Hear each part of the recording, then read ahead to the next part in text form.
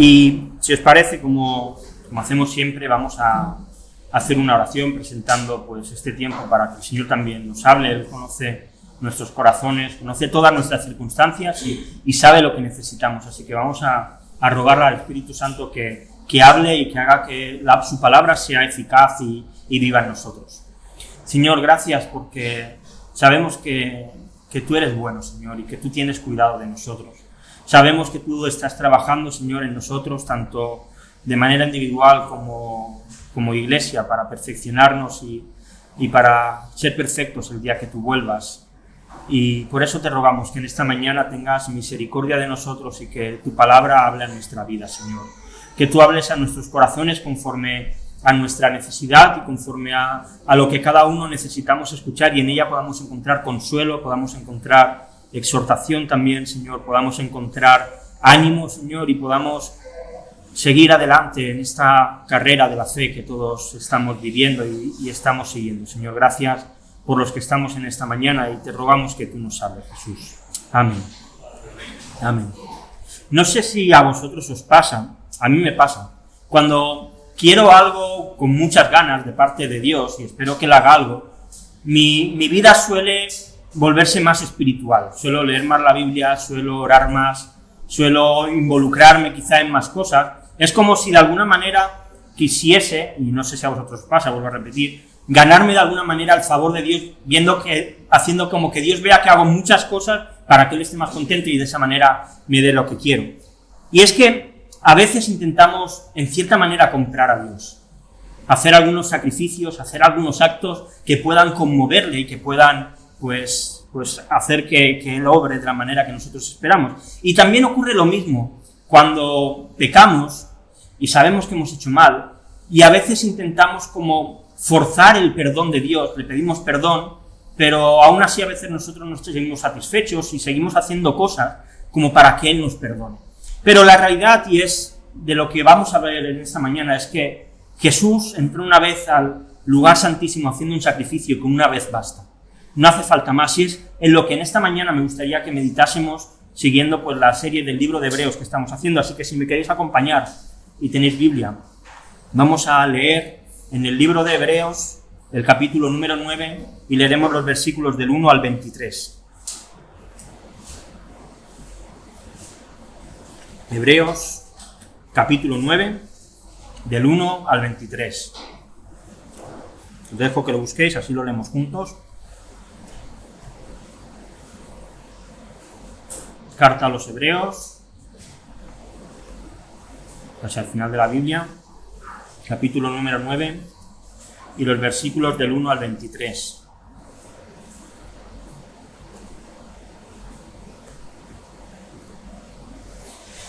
Dice así: ahora bien, aún el primer pacto tenía ordenanzas de culto y un santuario terrenal, porque el tabernáculo estaba dispuesto así. En la primera parte, llamada el lugar santo, estaba el candelabro, la mesa y los panes de la proposición. Tras el segundo velo estaba la parte del tabernáculo llamada el lugar santísimo, el cual tenía un incensario de oro y el arca del pacto cubierta de oro por todas partes, en la que estaba una urna de oro que contenía el maná, la vara de Aarón que reverdeció y las tablas del pacto, y sobre ella los querubines de gloria que cubrían el propiciatorio, de las cuales cosas no se puede ahora hablar en detalle. Y así dispuestas estas cosas, en la primera parte del tabernáculo entran los sacerdotes continuamente para cumplir los oficios del culto.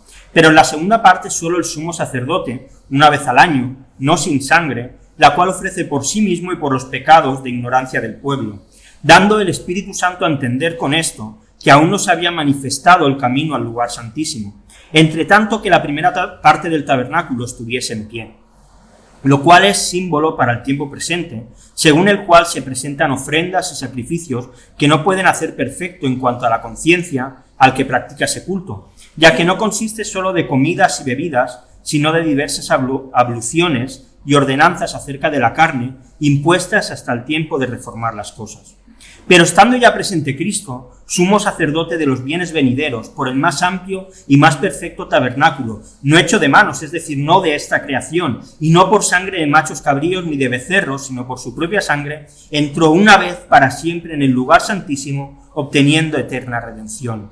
Porque si la sangre de los toros y de los machos cabríos y las cenizas de la becerra rociadas a los inmundos santifican para purificación de la carne, cuánto más la sangre de Cristo, el cual mediante el Espíritu Eterno se ofreció a sí mismo sin mancha a Dios, limpiará vuestras conciencias de obras muertas para que sirváis al Dios vivo. Así que por eso es mediador de un nuevo pacto, para que interviniendo muerte para la remisión de las transgresiones que había bajo el primer pacto, los llamados reciban la promesa de la herencia eterna. Porque donde hay testamento es necesario que intervenga muerte del testador, porque el testamento con la muerte se confirma, pues no es válido entre tanto que el testador vive, de donde ni aun el primer pacto fue instituido sin sangre, pues habiendo anunciado Moisés todos los mandamientos de la ley a todo el pueblo, tomó la sangre de los becerros y de los machos cabríos con agua, lana, escarlata e hisopo, y roció el mismo libro y también a todo el pueblo, diciendo: esta es la sangre del pacto que Dios os ha mandado. Y además de esto roció también con la sangre el tabernáculo y todos los vasos del ministerio. Y casi todo es purificado según la ley con sangre, y sin derramamiento de sangre no se hace remisión. Fue pues necesario que las figuras de las cosas celestiales fuesen purificadas así, pero las cosas celestiales mismas con mejores sacrificios que estos. Amén. En esta mañana me gustaría ver y desarrollar dos ideas.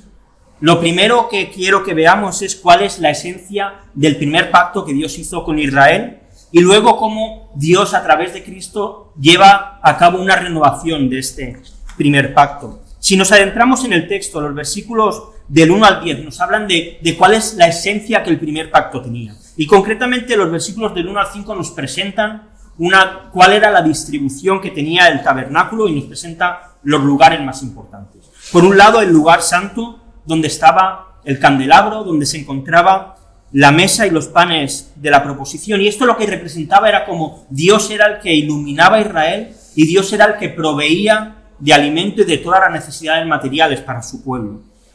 Y más adelante, en el segundo lugar, el lugar santísimo. Un lugar cerrado con un velo para que nadie entrase allí, porque allí se encontraba el incensario de oro, el arca del pacto donde se guardaba el maná para recordar cómo Dios les había provisto en el desierto, se guardaba la vara de Aarón, que no es que estuviese fresca, sino que había reverdecido, es decir, tenía flores, aunque había sido cortada, y por último, las tablas del pacto. Y todo esto les recordaba que Dios había sido fiel con el pueblo mientras ellos habían estado en el desierto.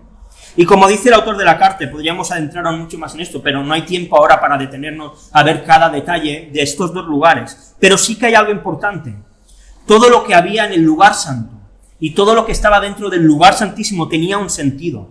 Era algo que a los sacerdotes que entraban ahí les recordaba que Dios estaba cuidando de ellos y que Dios estaba cuidando del pueblo.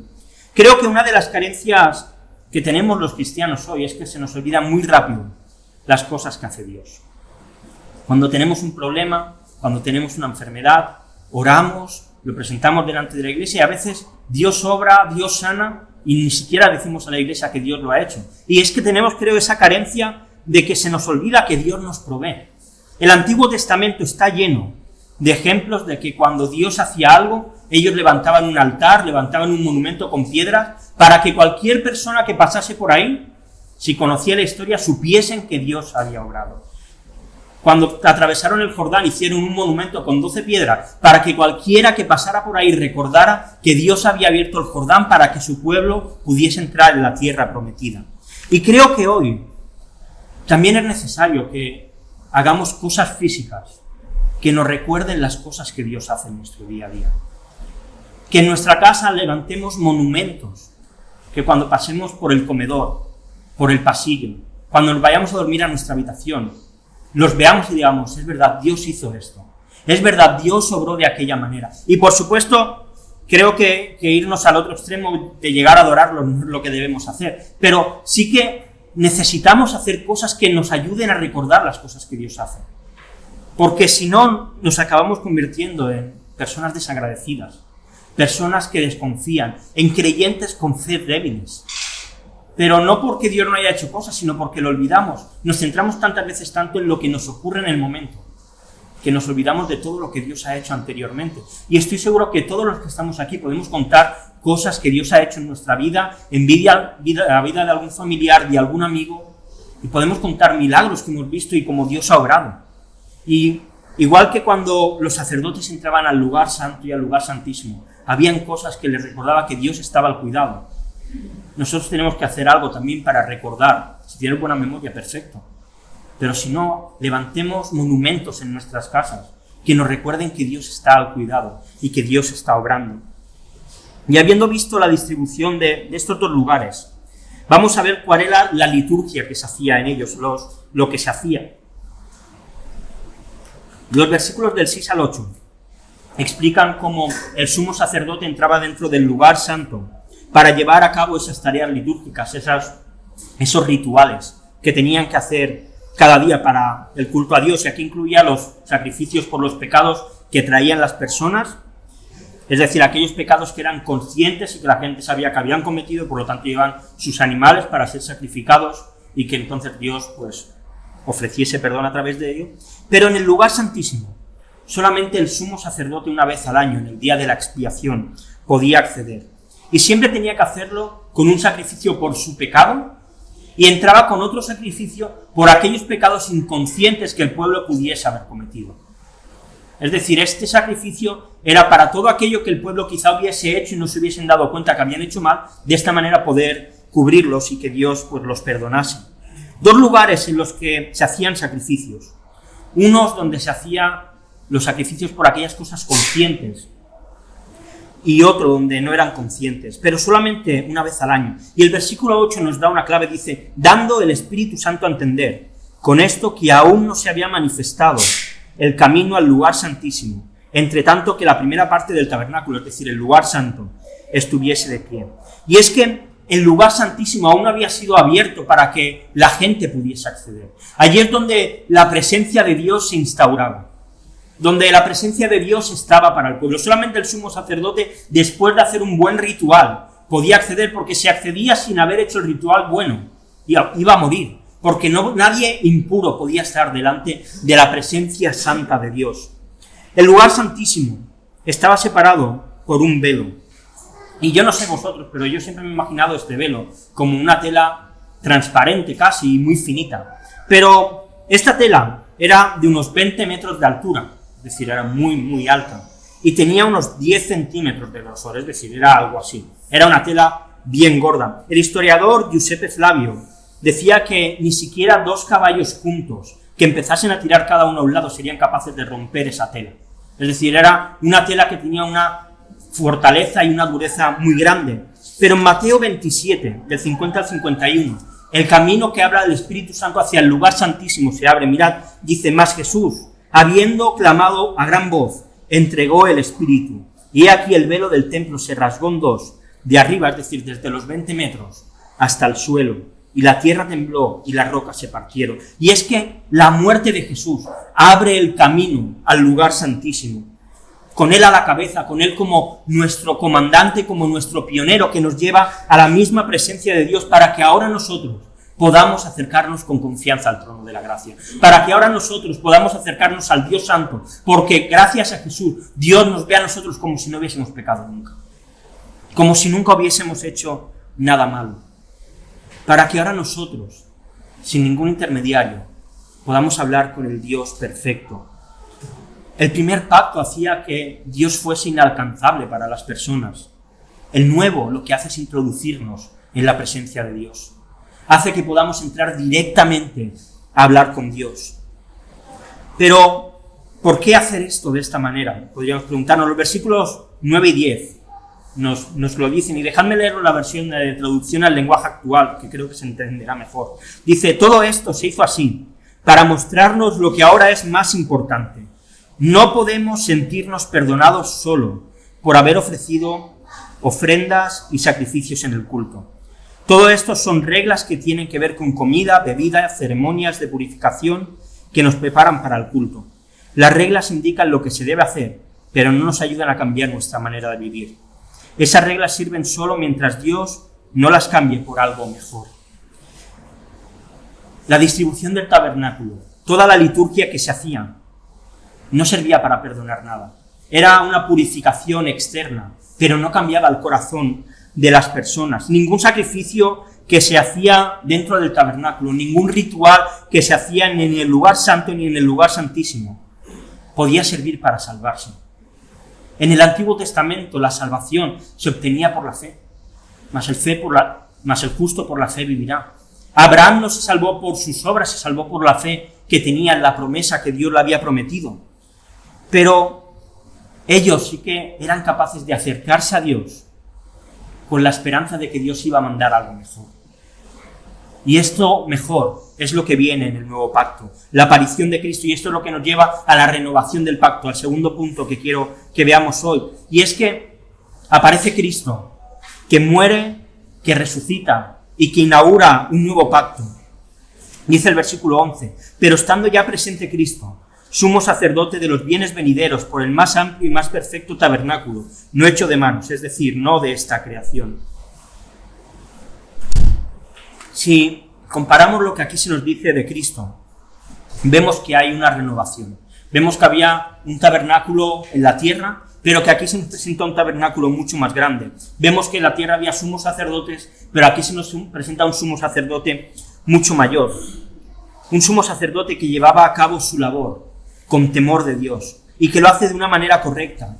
Y que aquel sumo sacerdote, mientras él vivía y hiciese todo bien, Dios iba a bendecir al pueblo. Si el sumo sacerdote hacía las cosas mal, Dios iba a maldecir al pueblo. Es decir, el sumo sacerdote tenía un efecto directo en el día a día y en la vida relacional y religiosa del pueblo con Dios. Pero Cristo tiene también una labor como sumo sacerdote en el verdadero tabernáculo. Un tabernáculo que no ha sido creado con manos humanas, que no ha sido creado en esta tierra, sino que es verdadero, que es celestial, que es perfecto. Y Él es sumo sacerdote de los bienes venideros. Cristo no solamente nos asegura que durante esta vida las cosas nos van a ir bien, sino que Él nos asegura bendiciones eternas. Bendiciones que vienen después de lo que vivamos en esta tierra. Hay personas que viven obsesionadas con esta vida, obsesionadas con conseguir cosas en la tierra, obsesionadas con lograr un buen estatus o muchas cosas. Pero si nosotros somos capaces de mirar más de los 80 o 90 años que quizá podamos vivir, si somos capaces de mirar hacia la eternidad, entonces nos daremos cuenta que Cristo nos asegura bienes venideros, bienes que son mayores que cualquiera de las cosas que podamos lograr aquí. Si somos capaces de fijar nuestra vista en la eternidad, cuando estemos enfermos, diremos, bueno, ahora estoy enfermo, pero sé que lo que viene después, allí no habrá dolor.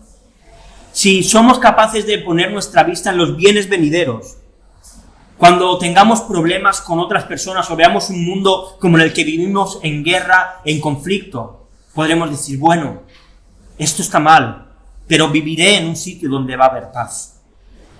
Si somos capaces de mirar más allá de la vida terrenal, cuando tengamos nuestra lucha diaria con el pecado, podremos decir, bueno, esto es duro, es difícil, pero sé que voy a estar en un sitio donde ya no habrá pecado, donde ya no habrá dolor, donde ya no habrá llanto, donde allí el león y el cordero vivirán en paz, donde habrá una paz absoluta porque la gloria de Dios será la que ilumine todo. Ese es el sitio donde vamos y esa debe ser nuestra esperanza. Si Cristo es nuestro intermediario, entonces eso nos asegura bendiciones eternas, mayores que cualquier cosa que podamos conseguir en esta tierra. Hoy lo pasamos mal, es verdad. Hoy sufrimos. Hoy tenemos problemas. Pero vale la pena porque lo que viene después es mucho mejor. Porque si viniesen y nos matasen en el nombre de Jesús, lo que viene después es mejor que cualquier vida que podamos vivir en esta tierra con todo el dinero, toda la salud, la mejor familia y los mejores bienes que podamos conseguir. No nos desanimemos, no tiremos la toalla. Sigamos como estamos haciendo hasta ahora, viviendo una vida llena de fe, viviendo una vida llena de fidelidad a Dios. Porque si ponemos nuestra mirada en Jesús, el autor y el consumador de la fe, es decir, el que la generó y el que le dio sentido muriendo en la cruz, que es nuestro sumo sacerdote de los bienes venideros, seremos capaces de mirar más allá del día a día. Seremos capaces de mirar desde el cielo hacia la eternidad. Y eso nos dará la fuerza, y nos dará el ánimo, y nos dará el gozo para poder vivir vidas plenas, aunque las cosas en esta vida se tuerzan. Ahora bien, ¿cómo entra Cristo en este sacerdote, en este tabernáculo celestial? Los sumos sacerdotes entraban al lugar santísimo con la sangre de los machos cabríos. Esto nos lo explican los versículos del 12 al 14. Pero al tabernáculo celestial no se podía entrar con la sangre de un macho cabrío y de un becerro. Era necesario algo más. Y Jesús entró una vez y para siempre. Y lo hizo con su propia sangre. Y es que la cruz es la que da entrada al tabernáculo celestial. Dios ordenó en el primer pacto que se tenía que entrar a aquel lugar santísimo con la sangre de un animal. Porque los pactos se firmaban con sangre. Y esto servía para purificar la carne, es decir, para que Dios aceptaba esa ofrenda, ese sacrificio, como una purificación de la persona que ofrecía este animal. Pero realmente esto era insuficiente. Todos los sacrificios que se han hecho a lo largo de la historia, desde que Dios perdona a Adán y Eva y les da pieles de animales, todos, absolutamente todos, se han hecho y siguen necesitando a alguien que pague por ellos. Por poner un ejemplo, es algo así como si alguien tuviese de nosotros mucho dinero y nos dijese: mira, cuando vayas a comer a este restaurante, tú di que apunten tu cuenta a mi nombre. Y eso estará bien, pero hasta que esa persona que tiene mucho dinero no pague, la deuda no está cubierta. Nosotros diremos que la apunten en nombre de otro, pero si esa persona no paga, nosotros seguiremos teniendo una deuda con el restaurante. Pues esto es algo así. Esos sacrificios servían como para apuntar esa deuda en el nombre de Jesús. Pero si Jesús no hubiese muerto, esa deuda nunca se hubiese pagado y por lo tanto ninguno de esos sacrificios hubiesen valido para nada. Pero el Hijo se entrega a través del Espíritu Santo al Padre. El sacrificio de Jesús nos muestra la Trinidad. El Padre aceptando el sacrificio del Hijo, el Hijo ofreciéndose a sí mismo y el Espíritu Santo siendo el mediador por el cual ese sacrificio sirve para pagar. Yo no sé si te estás dando cuenta de lo que estamos diciendo aquí. Jesús murió una sola vez, no muchas veces, una sola vez en la cruz, siendo el sacrificio perfecto que Dios estaba demandando, para poder pagar la deuda que todos los sacrificios anteriores que se habían hecho habían causado. Y lo hizo una vez y para siempre.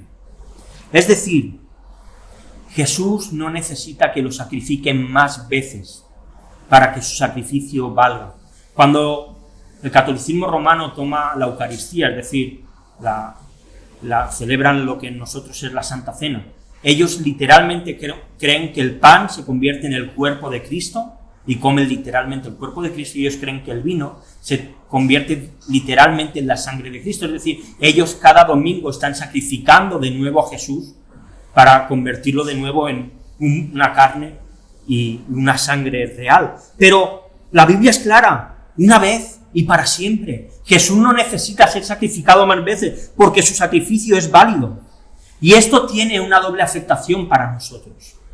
Si tú te has arrepentido de algo y realmente crees que Jesús lo ha cubierto con su sangre, no necesitas hacer nada más para que Dios te acepte. Repito, si tú has hecho y has cometido un pecado y tú te has arrepentido a Dios y tu fe realmente está en que Jesús te perdona, no necesitamos volver a pedir perdón otra vez por lo mismo, porque Jesús ya lo ha perdonado. Si volvemos a pedir perdón una y otra vez, lo que estamos diciendo es que lo que Jesús hizo no vale y que necesitamos algo más para que la justicia de Dios se calme, y esto no es así. Dice el versículo 14 que la sangre de Cristo limpia nuestras conciencias de obras muertas para que sirvamos al Dios vivo. Claro, aquel que no acepta el sacrificio de Jesús, ¿qué hace? Intentar hacer cosas para que Dios le perdone. Hace sacrificios para que Dios le acepte. Pero aquí dice lo contrario, que lo que Jesús hace es limpiar nuestras conciencias, su sangre limpia nuestras conciencias, no para que hagamos sacrificios, sino para que sirvamos al Dios vivo.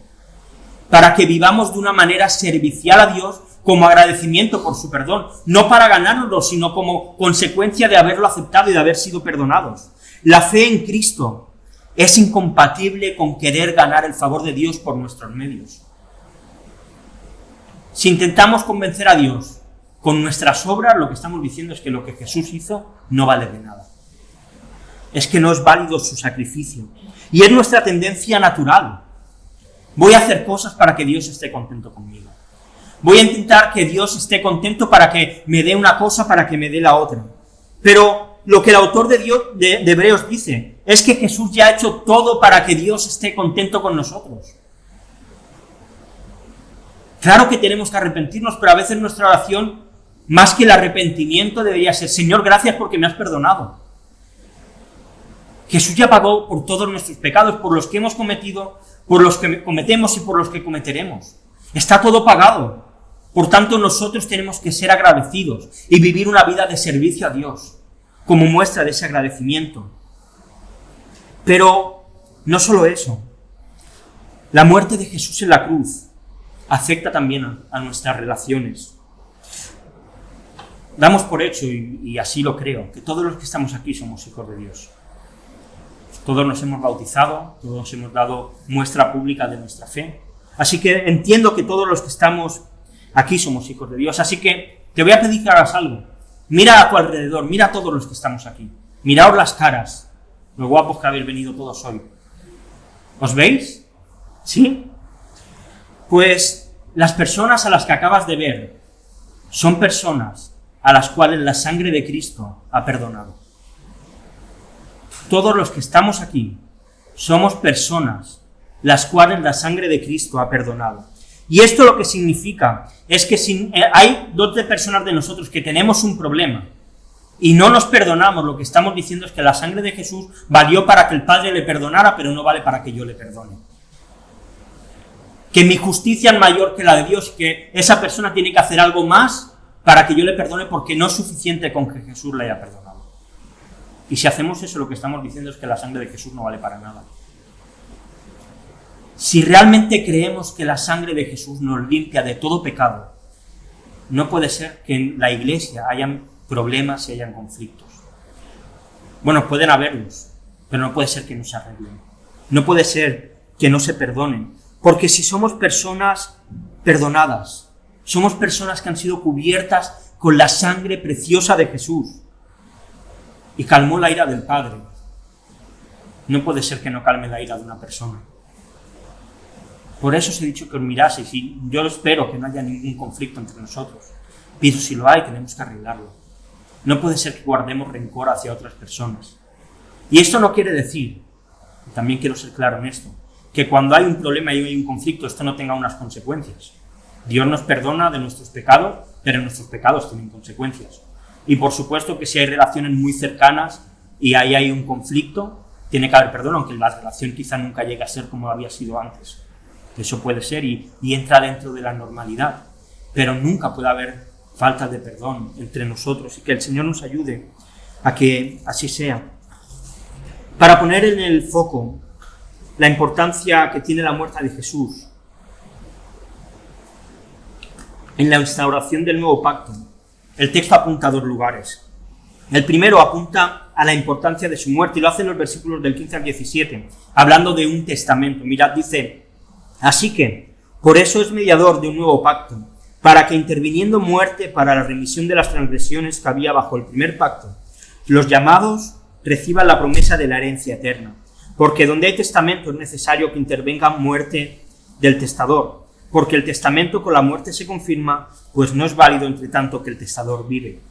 Como yo creo que todos sabemos, un testamento es un documento legal en el que se explica a quiénes y de qué manera los bienes de una persona que está viva pasarán a formar parte de ellos cuando esa persona muera. Este documento normalmente lo hacemos, ¿no?, cuando ya somos personas mayores y quizá vemos que nuestra muerte está cerca, pero realmente lo puede hacer cualquier persona, incluso se puede entregar a las personas que van a recibir la herencia. Pero aunque esas personas tengan el testamento donde dicen que el piso de su padre, de su madre o de quien sea les va a pertenecer, hasta que la persona muere realmente no les pertenece, por mucho que tengan un papel que diga que en el futuro será así. Al final el testamento es un papel con palabras escritas que no sirve de nada hasta que la persona fallece. Por eso la muerte de Jesús es suficiente. Había una promesa, y es que cuando Adán y y Eva pecan, Dios promete que la simiente de la mujer aplastaría la cabeza del diablo. Y esa simiente sabemos que es Jesús. Pero esto solamente era una promesa. No era más que palabras en un papel. Un testamento que sí que prometía cosas mejores, que prometía que alguien iba a restaurar las cosas. Cualquier testamento humano ofrece herencias humanas, y las herencias humanas son pasajeras. Pueden ofrecer dinero, pueden ofrecer propiedades, pero al final todo pierde valor con el paso del tiempo, todo se gasta, todo se destruye, las propiedades, el dinero. Hoy están y mañana no. Hoy llega una inflación bestial y el dinero que tenemos en el banco no vale para nada. Las cosas nuestras son así. ¿Y cuántas veces nuestro foco está en conseguir un mejor trabajo, en conseguir unas mejores condiciones de vida, un buen seguro médico, en tener un buen piso y aspirar quizá a tener una casa con piscina y barbacoa? Pero tenemos que tener cuidado, porque si nos enfocamos demasiado en estas cosas, en conseguir una carrera, en conseguir ser muy prósperos económicamente, quizá seamos como aquel hombre de la parábola de Jesús, que se enfocó en llenar sus graneros, hasta que alguien le dijo: necio, ¿no ves que hoy vienen a por tu alma y todo esto no te va a valer absolutamente de nada? Por eso el testamento de Jesús es tan importante, porque él habla de una herencia eterna. No habla de algo que quizá podemos obtener en esta vida. Jesús tenía que morir, no solo para que nosotros que formamos parte del nuevo pacto podamos vivir eternamente, sino para que todos los pecados que se cometieron antes de su muerte también fuesen totalmente perdonados. El testamento no solamente para nosotros, también lo era para los creyentes de la antigüedad, y también ofrece herencia a aquellos que vivieron en el primer pacto.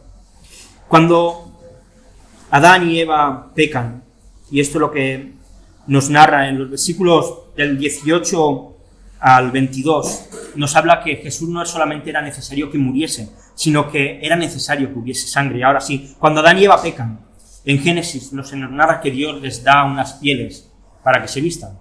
Estas pieles vienen de unos animales que tuvieron que morir, no salieron de la nada, sino que hubo un sacrificio para que Adán y Eva se pudiesen vestir, para que Adán y Eva pudiesen volver a relacionarse con Dios.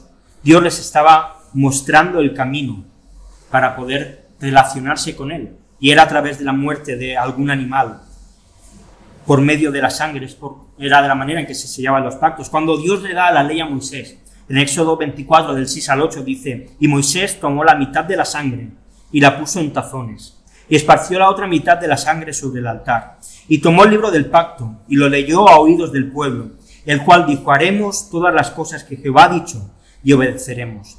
Entonces Moisés tomó la sangre y roció sobre el pueblo, es decir, Moisés cogió sangre y empezó a tirársela a la gente, la roció encima de ellos, y dijo: he aquí la sangre del pacto que Jehová ha hecho con vosotros, sobre todas estas cosas. El pacto de Dios con Israel se selló con sangre.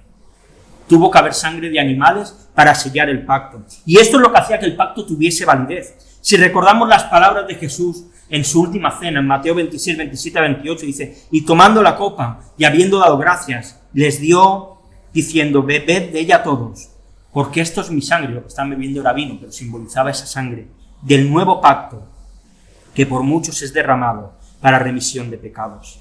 La sangre simboliza la vida.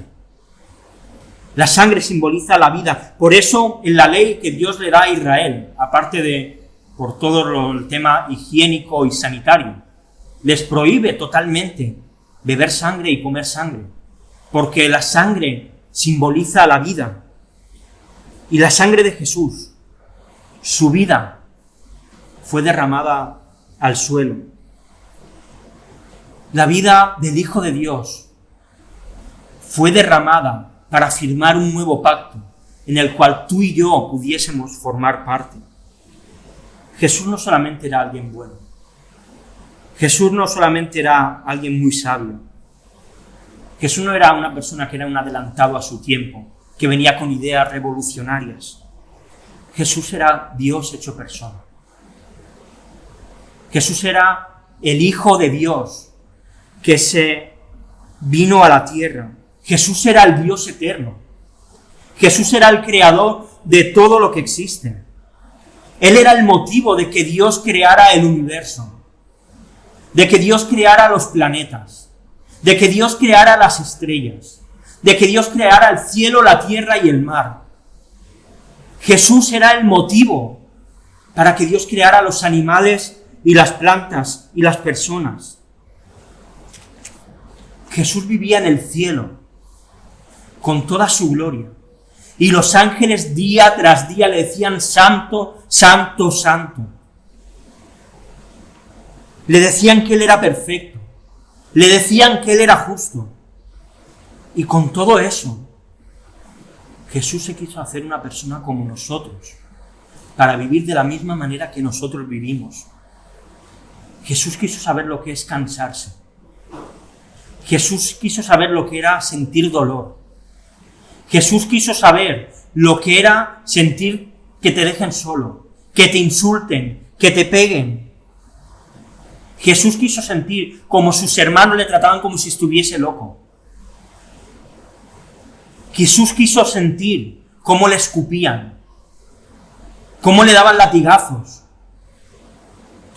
Jesús es la evidencia del amor del Padre hacia su creación, hacia ti y hacia mí. Y todo el que cree en Jesús es salvo por medio de su sangre y forma parte del pacto que Jesús quiso firmar con su sangre, y los pecados son totalmente perdonados. La sangre de Jesús es preciosa, es bonita y es valiosa. La sangre de Jesús es como un manto que se pone encima de los pecados para que nadie los vea nunca más, para lanzarlos al fondo del mar. La sangre de Jesús es algo que no debemos menospreciar, es algo que debemos valorar. El mismo autor de Hebreos, en el capítulo 10, versículos del 26 al 29, lanza una advertencia clara y que tenemos que tener en cuenta. Dice: porque si pecamos voluntariamente, después de haber recibido el conocimiento de la verdad, ya no queda más sacrificio por los pecados, sino una horrenda expectación de juicio y de hervor de fuego que ha de devorar a los adversarios.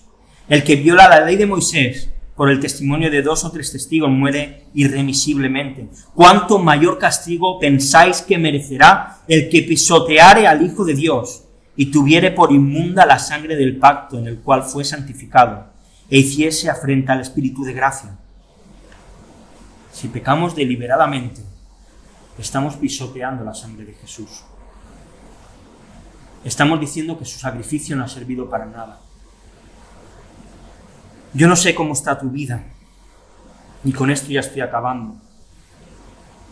Pero si somos cristianos, no podemos vivir como si Jesús no hubiese muerto por nosotros. No podemos vivir de cualquier manera. Porque si vivimos pecando y sabiendo que hacemos mal y sin arrepentimiento y nos da igual y venimos a la iglesia como si fuésemos al teatro o al cine, quizá calmemos nuestra conciencia un poquito, pero esto es una afrenta grande a Dios. Estamos pisoteando a aquel que murió en la cruz. Que Dios nos guarde de eso, porque Él entró una vez y para siempre para perdonar nuestros pecados, para que nosotros podamos vivir una vida de servicio diario a Dios. La sangre de Jesús es preciosa, valorémosla, vivamos de una manera agradable a ella y vivamos vidas que agraden a Dios. Vamos a orar. Señor, gracias porque tu sangre es preciosa. Señor, gracias porque tú quisiste morir en la cruz por nosotros. Gracias porque tú quisiste traer un nuevo pacto, un pacto firmado con tu sangre, que nos asegura herencia y bienes venideros, Señor. Y queremos vivir mirando más allá de esta vida, Señor. No queremos conformarnos con vivir mirando el día a día, queriendo conseguir muchas cosas en esta vida y descuidando la eternidad.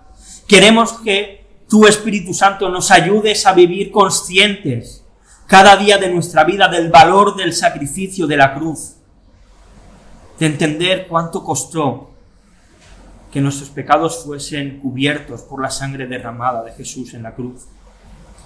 Y a ti, Jesús, te damos gracias. porque siendo Dios, no te aferraste a tu posición como una excusa para no venir a salvarnos, sino que quisiste obedecer al Padre y te hiciste un hombre. Te humillaste hasta más de lo que ninguno de nosotros nos vamos a humillar en nuestra vida. Y lo hiciste por amor a tus enemigos, por amor a quienes no queríamos saber nada de ti. Señor, perdónanos si estamos viviendo de una manera que no te honra. Perdónanos si estamos pecando deliberadamente y vuelve a traernos a ti, Dios. Y en esta mañana, a ti, nuestro Salvador, queremos glorificarte y queremos bendecirte. Queremos honrarte, Señor, con nuestra voz, con nuestras canciones, con nuestras oraciones, con nuestro corazón, con nuestra alma. Y decirte gracias, Señor. Gracias por haber muerto en la cruz por nosotros. Gracias por este nuevo pacto del cual formamos parte por tu sangre. Y queremos bendecirte y honrarte hoy, Señor. Amén.